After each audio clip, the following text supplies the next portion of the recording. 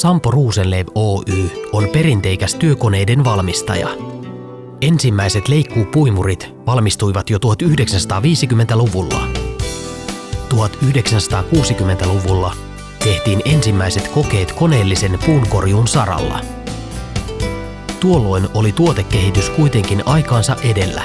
Maailma ei ollut vielä valmis koneellistamaan puutavaran hakkuuta. Sinänsä teknisesti toimiva laite ei päässyt valmiiksi tuotteeksi. Hanke jäi historian hämärään.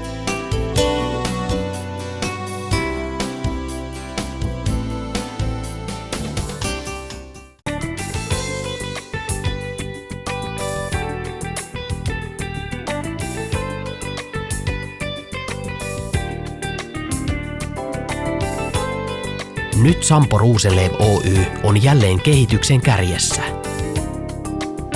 Harvennusharvesterit valmistuvat nykyaikaisella tehtaalla tarkoin asiakkaan toiveiden mukaan räätälöityinä.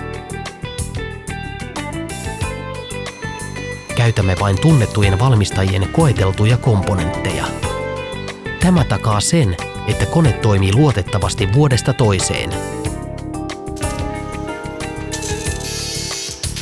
Teräskomponentit valmistamme itse.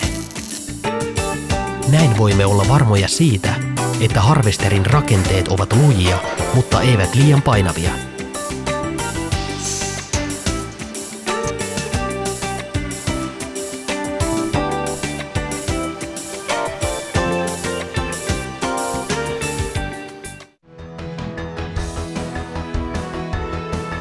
Metsän tuottavuudelle on tärkeää, että kasvamaan jäävä puusto on tervettä ja hyväkuntoista.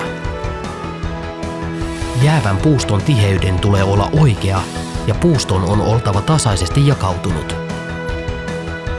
Tästä on lähdetty liikkeelle Sampo Rosenlew harvesterien suunnittelussa ja kehityksessä. Sampo Rosenlew 1066 harvesteri soveltuu erityisesti varttuneiden metsien harvennukseen. Voimaa riittää kuitenkin myös päätehakkuisiin. Koneen vakaus on huippuluokkaa. Nelipyöräinen rakenne tekee harvesterista kokonsa nähden hyvin ketterän.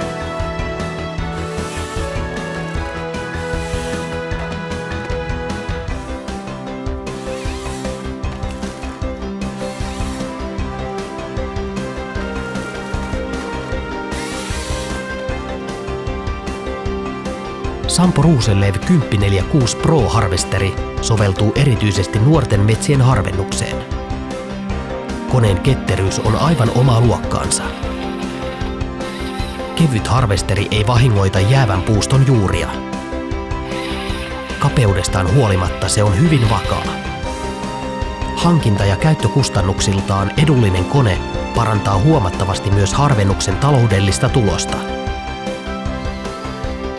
1046 Pro harvesterilla käytetään niin sanottua hakkuuuramenetelmää eli Sampo-harvennusta.